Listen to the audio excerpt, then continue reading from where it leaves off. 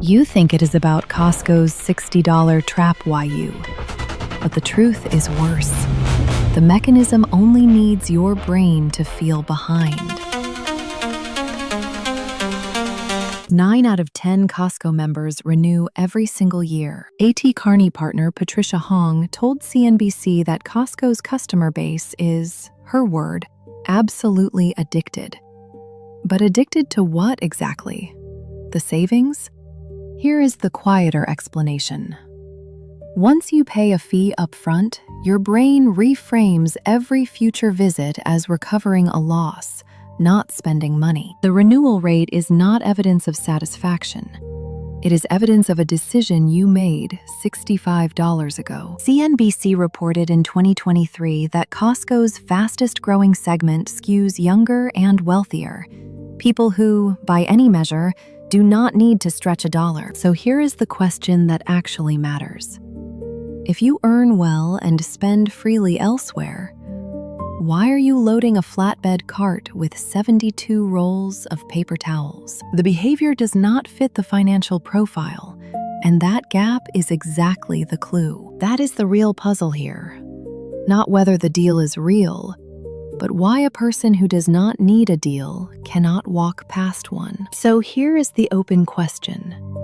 If these shoppers are financially comfortable, why does a $65 card reliably produce a cart full of unplanned purchases? As CNBC reported in 2025, affluent consumers now celebrate shopping at Costco the same way they once celebrated Target. It signals savvy, not necessity. A membership fee is not just an entry price. It is a psychological commitment device. That is the hidden mechanism. Not tricks, not manipulation, but a $65 trigger that quietly converts identity into spending. Here's the counterintuitive starting point.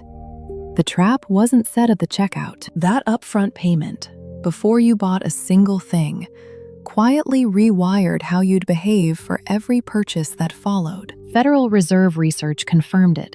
Consumers who paid an annual fee upfront used their cards significantly more and over-engaged compared to those who paid nothing to join. The fee didn't just open a credit line.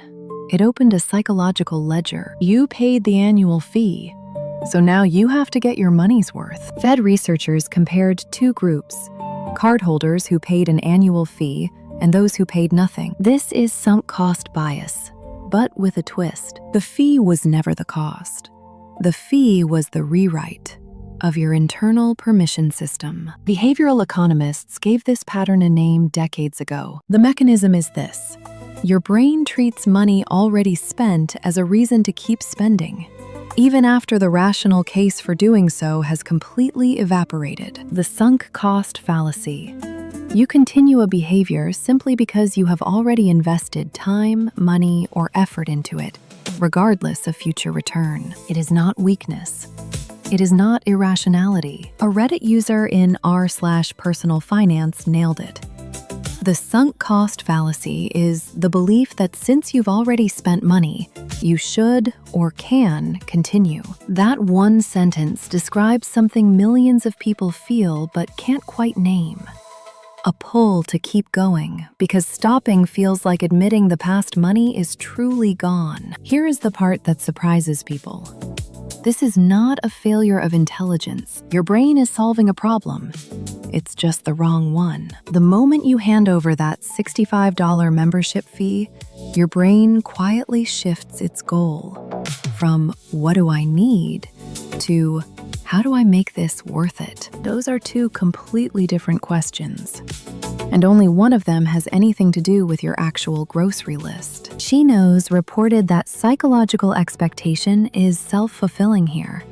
If you walk in knowing you'll spend a lot, you build an internal permission structure to spend a lot. The $65 was never the trap. The trap is the question it replaced, quietly, automatically, before you even touched a cart. Costco's layout isn't accidental. The rotating stock, the warehouse scale, the bulk sizing, every detail signals spending big is normal here. A psychologist cited by She Knows gave this a name: the self-fulfilling spending prophecy. The mechanism runs like this. You walk in knowing big purchases are coming, and that expectation collapses your resistance entirely. That's the wiring worth seeing.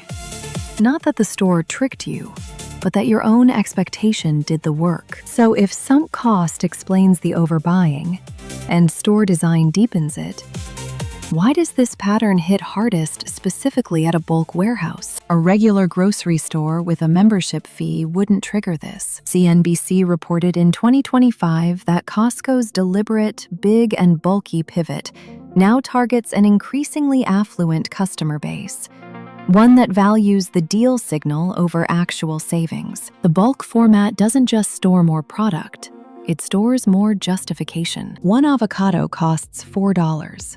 That does nothing for a $65 sunk cost. But a $28 flat of avocados? CNBC reported that Costco's deliberate pivot to big and bulky items targets consumers who don't actually need to save. They need to feel like they save. That is the wiring. The fee was never the problem. The brain just needed enough volume to declare the decision correct. Your brain isn't doing math right now. It's doing something else entirely. Running a justification script that feels exactly like math, but isn't. The fee is already paid. Gone. But your brain tallies imaginary savings against it, building a ledger of purchases that don't exist yet to justify the one that already does. Researchers on r/personal finance call this the big spender fallacy. Past spending becomes permission for present spending, not a reason to pause. The rational question, will you actually consume 48 yogurts before they expire? Never gets asked. Here is the number that resolves everything. CNBC reported consultants describing Costco shoppers as absolutely addicted. Not to the products, but to the membership structure itself, driving compulsive return visits. Once the fee is paid, your brain doesn't ask, should I go? It asks, how do I make this worth it? And manufactures justifications until the renewal date arrives. That's the cycle. Not loyalty, not savings, not even habit. You paid the annual fee. Now, somewhere in your brain, a quiet calculation begins, and it has nothing to do with rewards points or interest rates. Federal Reserve research found that annual fee cardholders consistently revolved higher balances and borrowed more. Not because of better rewards, but because the fee itself rewired how they felt about the card. Psychologists call this the sunk cost effect. Once money is spent, your brain reclassifies the product as yours to maximize. So you spend more just to justify what you already paid. The fee was never about access.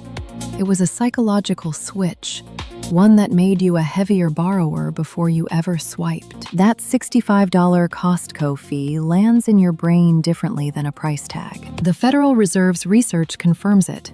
Prepaid fees structurally alter how people use a product downstream, long after the payment is forgotten. So every time you walk through those warehouse doors, your brain isn't shopping freely. It's executing a psychological ownership contract it wrote $65 ago. Bulk toilet paper you didn't need? That wasn't impulse. A woman in From ADHD Women posted about a prepaid subscription she hadn't touched in months. A commenter laid it out plainly, as documented on Reddit. If she cancels and later needs it, rejoining costs less than staying. This is sunk cost fallacy. The brain treats money already spent as a reason to keep spending. She didn't need more math. She needed to recognize the subscription wasn't the trap. Canceling Costco isn't a spreadsheet decision. CNBC documented how Costco members describe themselves as addicted to the brands and the thrill, not just the prices. You've told people, maybe yourself, that you're a Costco person.